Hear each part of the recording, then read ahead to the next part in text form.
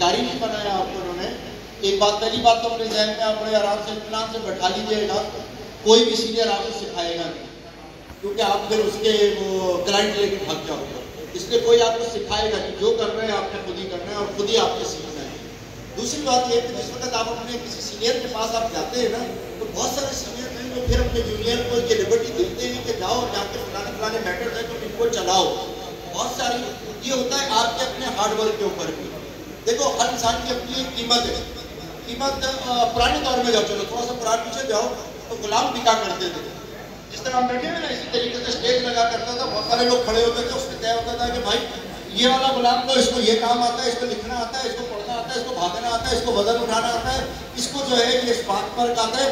Hard work उस वक्त भी चलता था, उस हिसाब से आपकी कीमत लगा करती थी, उस हिसाब से आपके लोग बिका करते थे। आज जब हम नौकरी कर रहे हैं ना, तो it's a new form of slavery actually.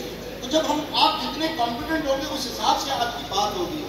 मेरे पास कुछ लड़के ऐसे हैं जो जब वो आए तो मैंने उनसे देखा कि लॉ में कितने अच्छे हैं। यकीन माने लॉ में बिल्कुल डफर थे, उनको कुछ नहीं पता था, लेकिन उनकी मैंने क्वालिटीज चेक करना शुरू करी, बातें करते करते तो पता चला ये नीचे के कामों में बहुत अच्छे हैं। और कौन से नीचे के काम?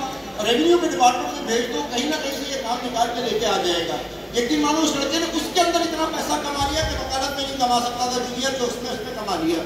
तुम्हारे पास अपना जाती स्किल क्या है अपने सीनियर को देने के लिए? सबसे पहला क्वेश्चन ये है, you are not a beggar but nobody will pay you. कोई तुम्हारे घर में आके नहीं देगा, नो फ्री लंच, कोई तुम्हें नहीं देगा यार तुम घर बैठ जाओ, मैं तुम्हारे को पैसे दे रहा हूँ।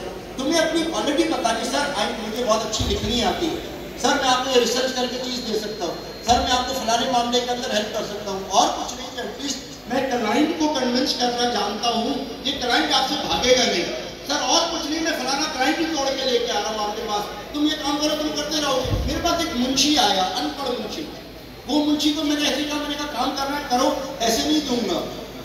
6 महीने के बाद मुंशी मुझे कहता, सर मुझे इजाजत चाहिए, मैं कोई और काम करूंगा। मैंने पूछा क्या काम करोगे? कहता सर मैंने फलानी जगह होटल खोला, मैं होटल में काम करूंगा। मैंने कहा पैसा कहाँ से आया? कहता सर 6 महीने आपके साथ काम किया तो मैंने इतना पैसा कमा लिया। क्यों? तुम्हें खुद इतना स्मार्ट होना है कि तुम अपना पैसा कमा सको, तुम्हें कोई अपना निवाला नहीं देगा। हम परिंदे नहीं है जो खाएं और खा के अपने बच्चों के मुंह में डालें, आपको खुद भागना पड़ेगा, खुद मेहनत करनी पड़ेगी। लेकिन जिस चीज़ की मैंने बात की है कि बार काउंसिल्स को करना है और हमारे असेंबलीज में ये लॉ पास करना है। आप सब सारे सीनियर्स बैठे हुए, जस्टिस साहब बैठे, से पूछे क्या कोई ऐसा लॉ है कि जो जूनियर है उनको आपने पे करना है? लॉ तो है ही नहीं। पहले आप लॉ बनाओगे तो बाद में बार काउंसिल लाजमी आपको देंगी पैसे, लेकिन लॉ आपका जो बार काउंसिल है वो चलेगा लॉ के ऊपर, वो असेंबली आपके पास करेगी, वो उसूल है। तो आप राइट जगह के ऊपर करो ना, हम गलत जगह के ऊपर हिट कर रहे हैं और समझ रहे हैं रिजल्ट इसका अच्छा निकलेगा।